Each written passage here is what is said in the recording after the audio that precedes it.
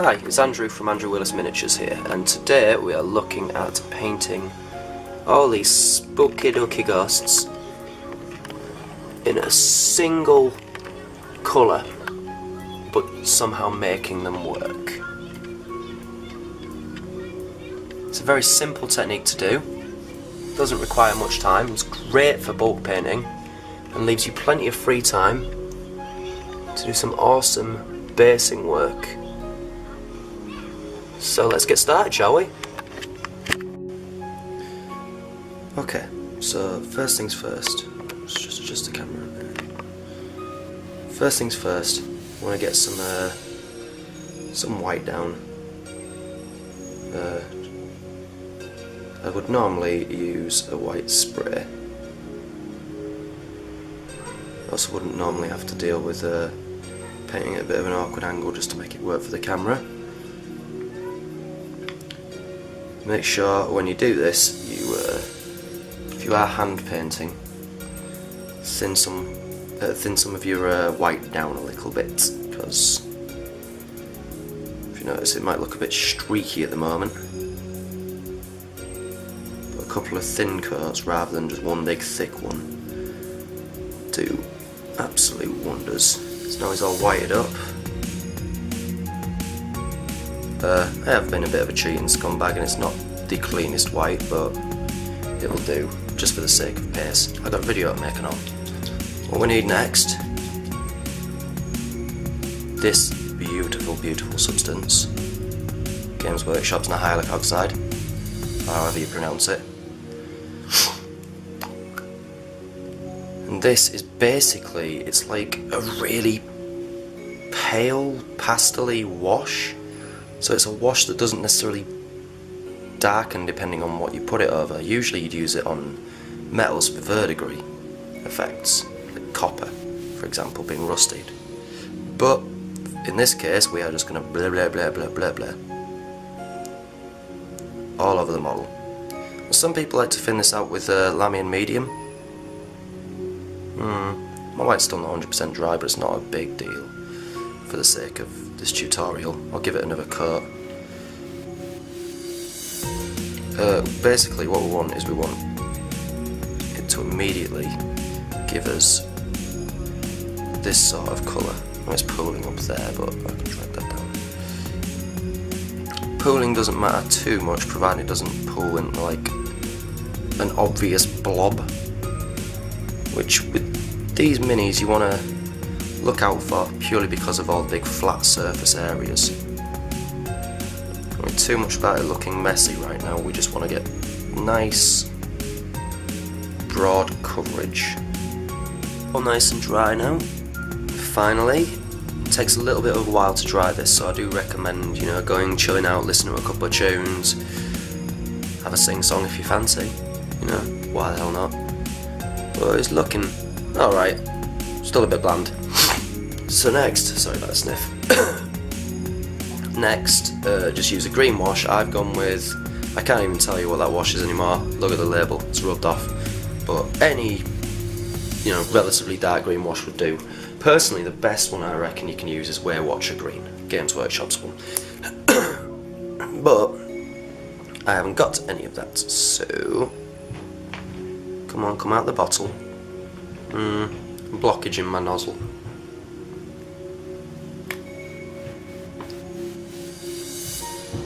Ew.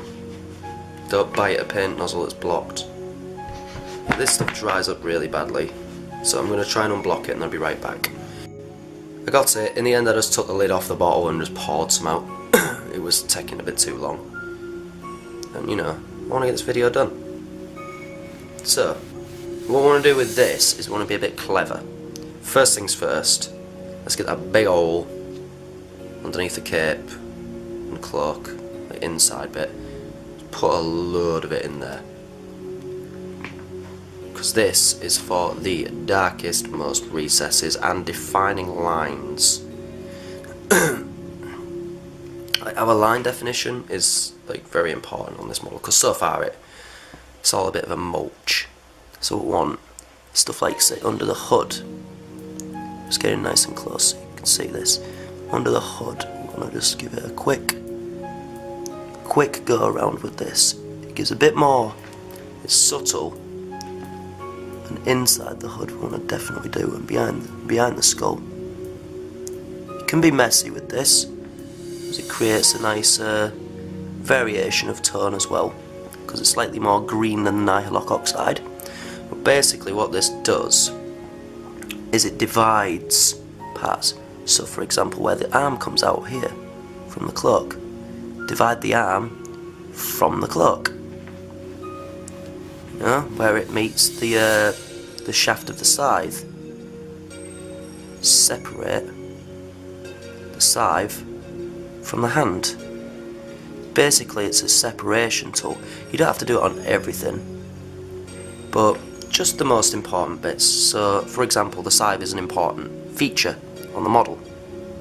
Let's just run a little line down here. Use your finger to pick up any that's got on the foreground piece, let's say. Seems like a nice terminology to use.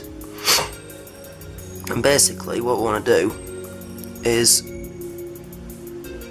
separate components. Like I said, don't have to be too neat. Just have to make sure that we divide parts from each other. The reason this is important is a lot of the detail is just sort of mulched together at the moment. So if we do this, sorry, my voice just went a little bit. God damn. Is that puberty at 30? Bloody hell. Right. The reason we do this is pretty simple. A lot of the detail is sort of like lost because it's monotonal. So what we need to do is regain that detail and almost section it into different components of the model. Say if you painted it in colours, like in various colours, what you would do is paint the chainmail, for example, in a metallic, whatever colour, let's say for argument's sake, just a steel colour, but you would paint the cloth in, say, a black. So they would naturally be two different colours when you're painting a model. Oh, I'm having trouble focusing on this. So that's what you want to separate. You want to separate the two. Let's have a proper look at that. So it's not a significant difference, but your chainmail is now separated from your cloth a bit more. Also, I like with the chainmail, I just go over the whole lot in this. What with the deepest part, well, it's been for deeper parts of the model as well, and chain links, well, they go pretty deep. I want to make sure we get behind that skull as well. We don't want, even if you have to go through the mouth, it doesn't really matter much, we'll do a lot more work on the face. But if you look carefully, there are bits where it is more, where now the detail is more prominent, more defined.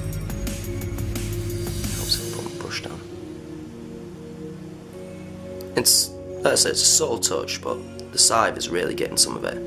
I'm also going to, I've not done one of these guys yet, so I haven't really done any scythes in this technique before. But I would recommend doing this because it seems to look like it's going to work really well. Using it to separate, oh god, sorry, I'm covering it up with my paint handle. Separate the scythe head from the scythe body. Also these little pock marks in the weapon. Oh, my son has entered the room. Do you want to say hi to the camera, Levi? No. You don't want to? Okay, shy, apparently. Okay, eyes, Lily. You want an ice lolly, do you? Yeah. Right, I'll be right back. I think I've done this layer anyway. It's not a big layer. But now I have to go fetch my son an ice lolly, so we'll be right back. I've had plenty of time for this to dry. He's looking pretty cool at the moment. Bit patchy in places, but nonetheless. This is a little extra detail that I always put in on my ghosts.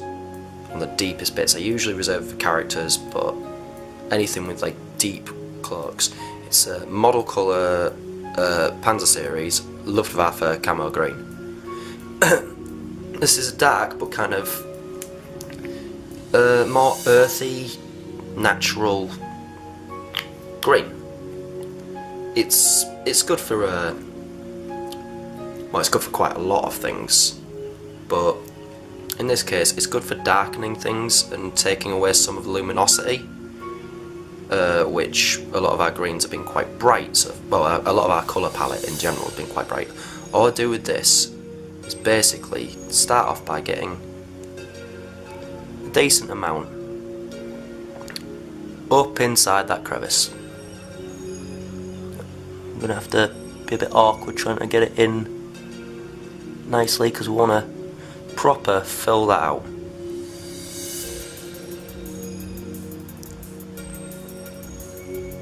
So might have to hit it from various angles just to get into this one. A lot of the models with more billowy cloaks are a bit more spread out. What we do with this is once we've got a good healthy amount in there, wet the brush. I'll just use my mouth for that. Yeah, tastes lovely.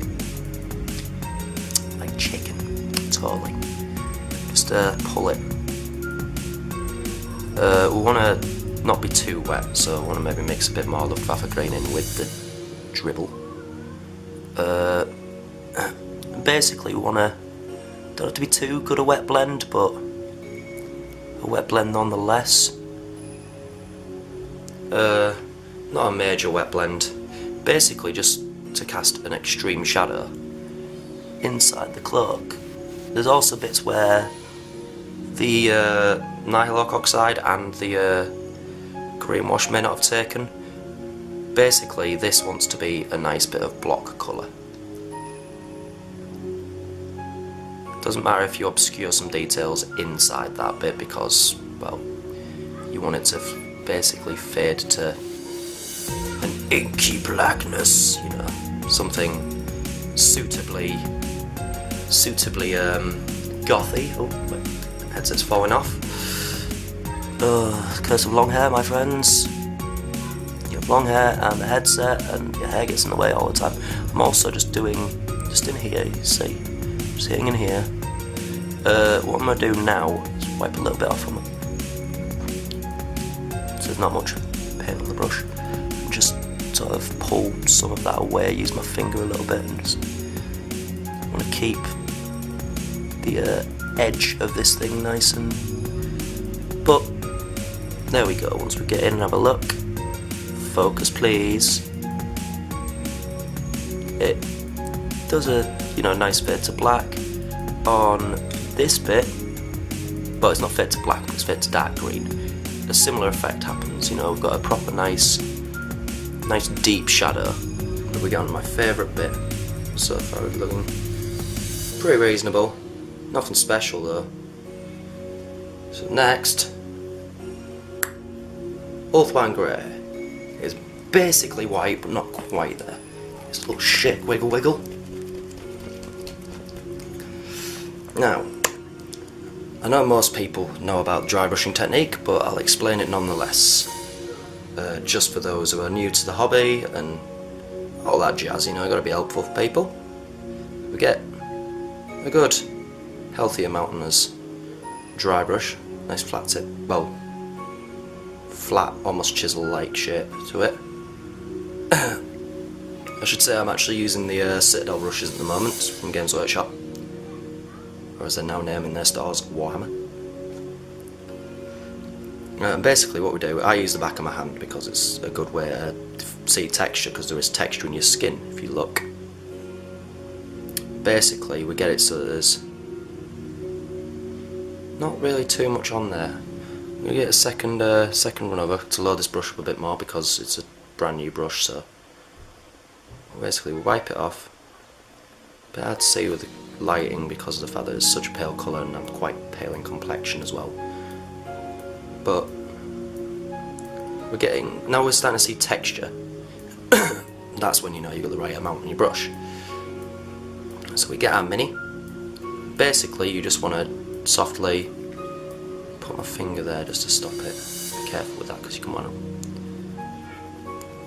Basically we just do this. I think for what I want, my brush is actually probably slightly underloaded. But you just back and forth, not heavy pressure. The reason this is called a dry brush, I believe, is something to do with basically there's no moisture left in the paint. It's just like most of the moisture has been wiped off. It's mostly just the dry bare pigment. It's left or something stupid like that. I don't know, don't quote me on it, but it's something to do with that. Basically we just back and forth.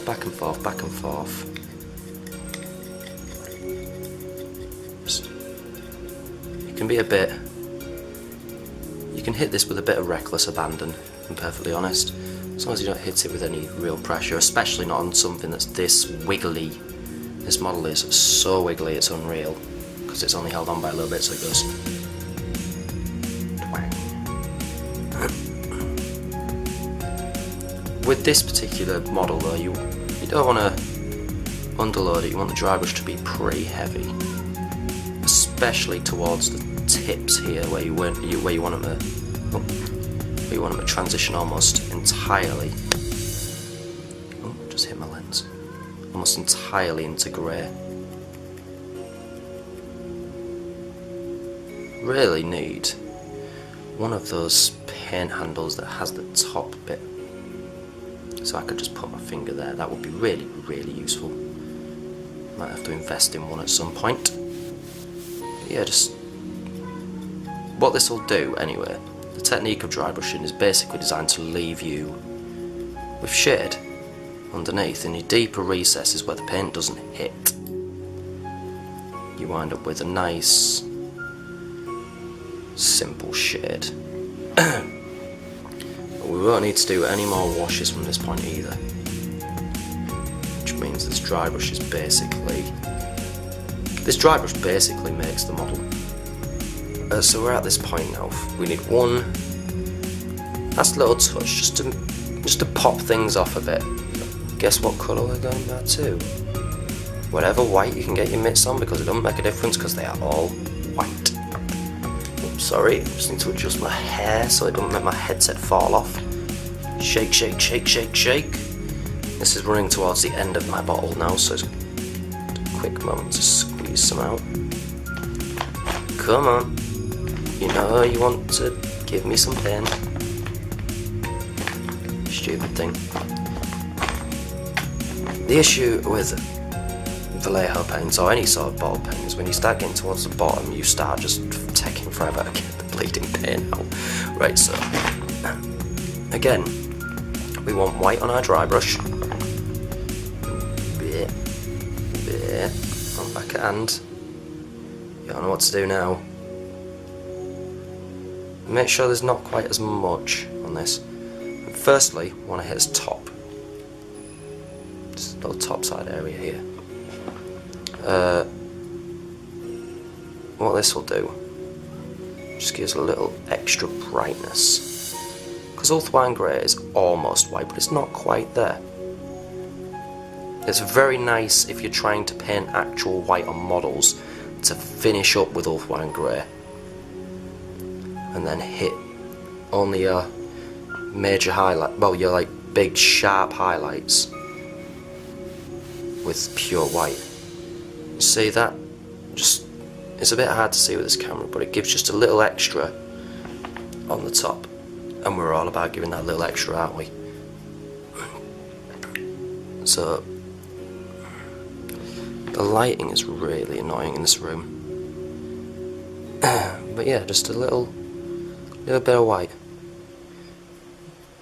As well as that, we want to hit all these little, I'm going to use a pointy stick, all these little bits that flare off the cloak. We want to hit them with a dry brush of white.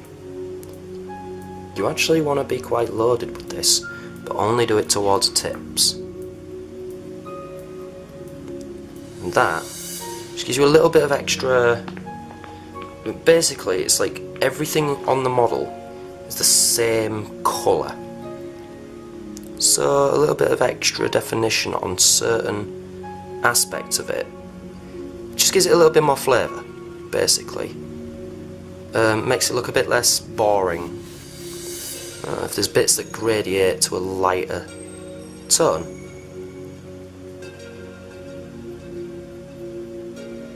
You want to make sure, it's weird because you're sort of dry brushing, but you do want to overload your brush just a little bit on the major tips, because you want it to be pure white on the tips. And there are little recesses which you might not quite hit.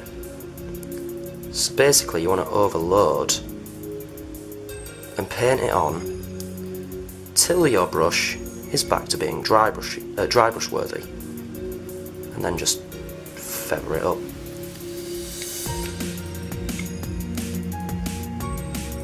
Like so. It's a bit hard to tell, but you notice the gradient into the pure white, and there we go. I would also say, for the sake of this dude, because his scythe is such a prominent part and so menacing, maybe even doing just a tip of his scythe gradiating towards white, like his cloak.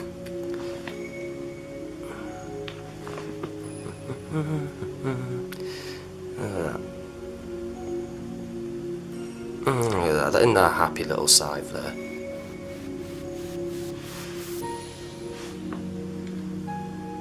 There you go, you see the gradient. I'm just going to do it on the other side. This will be a bit hard to see because I've got to go in at a ham-handed angle here.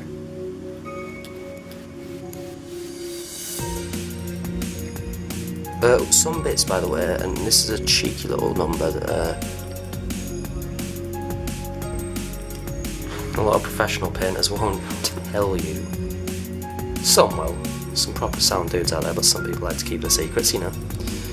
Is if you're having trouble hitting a place, like hitting an area, hit it as best you can, but you can afford to be a bit cheesy, because if you can't hit that area, odds dictate people can't really see that area.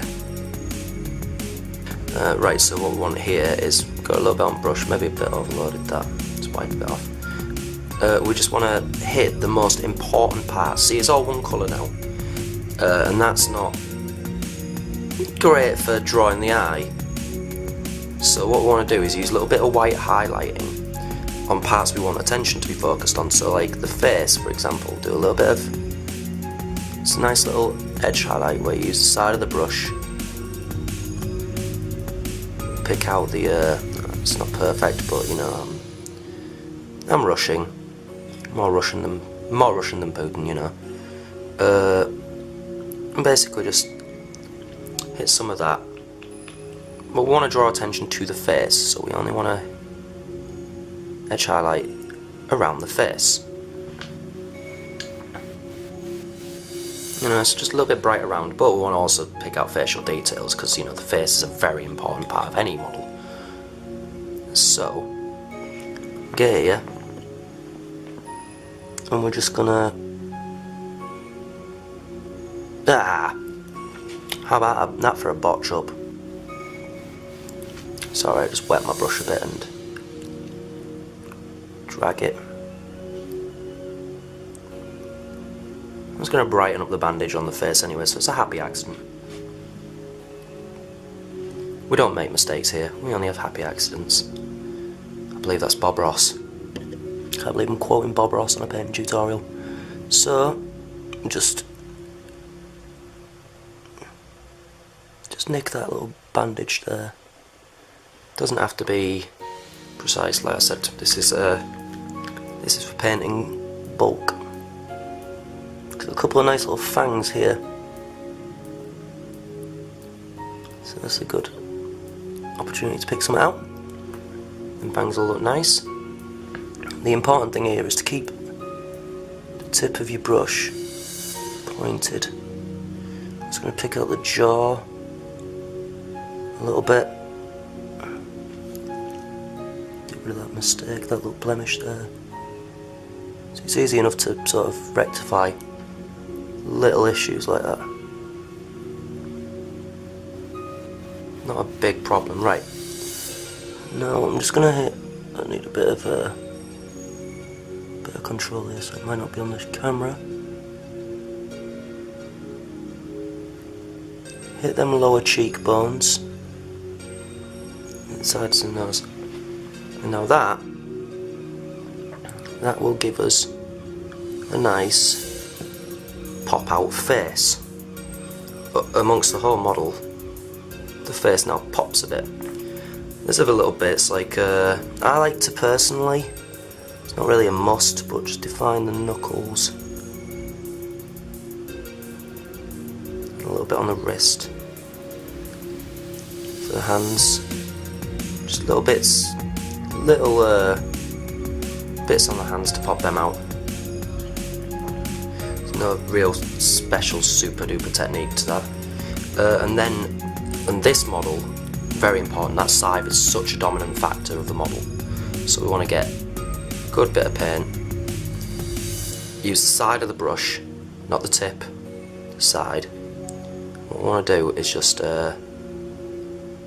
come on, if the camera will focus, we'll just get this sideways on, stroke it down the edge. Make that edge pure white.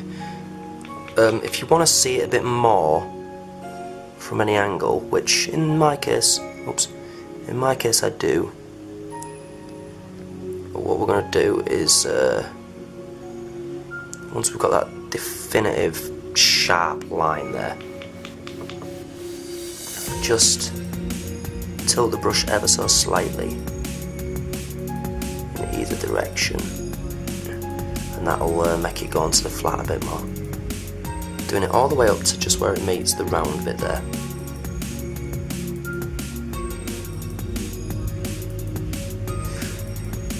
Same on this side. Oops, sorry, I try to keep it in camera. Like I said, I'm not used to this. It's the first time I've done it like this. The other thing, and for this I'm actually going to get rid of that because that's doing my head in. I want to hit it from underneath really. So we're hitting this side now of the blade. We don't want to do it on the flat bit. We don't want to do it on that part there. We want to do it on the edges because think of it like triangular. One side is completely sharp, but the other side is flat. So we want to hit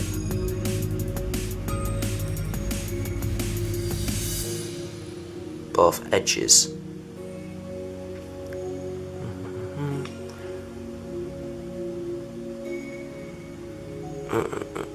That's a bit hard to see. Just gonna have to trust me on this one.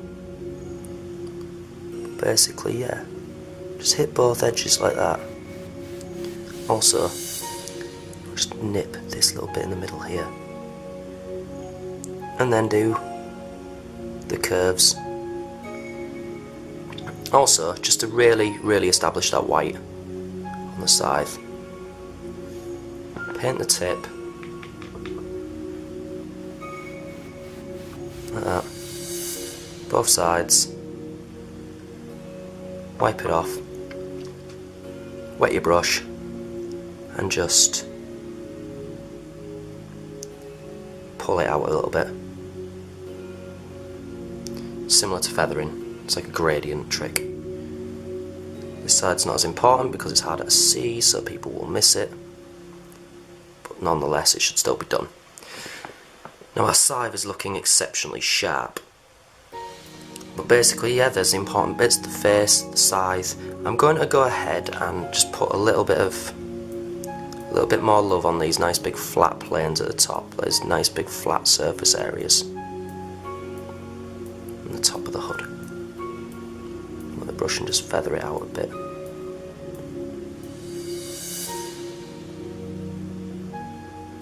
It's alright to use your finger to smudge the paint sometimes as well. It's not really a good technique, it's probably a bad habit, but if you feel like you made a little bit of a botch, and overshot it a little bit, or it's a little bit too heavy a bit of paint, you can always smudge it with your finger. And then I'm just gonna pick out these. I don't need to worry too much about gradients on these because they're such fine pieces. But just hit all them up a bit more, make them into a pure white because we've actually got paint properly loaded into this brush rather than it being a dry brush. Just hit all these up with that. Oh, look at that. In the words of James Hetfield, ooh yeah. I'll just hit this one a little bit under here. And then I would say, just get that little bit. And the little bit that's coming up out of the ground. Because it is still spooky dooky, still a bit of a ghost. So, and there you have it. We have now got a ghost with some proper flavourful interests, and it's only one colour. Now some people might choose to paint the scythe blade or paint the actual whole thing, you know, maybe bring out the skull, maybe add a different colour in some of the rubbish, bring out the metals. Personally, I don't like to do that. I like it simple, sweet like this. I can batch paint like a bad man. But as well as that, I can justify them being ghosts. I always imagine ghosts, you know, wielding ethereal weapons that just pass right through the armour. And how are you supposed to pass through a wall if you all have got a chainmail on, you know? You go through the wall, the chainmail on, it's physical.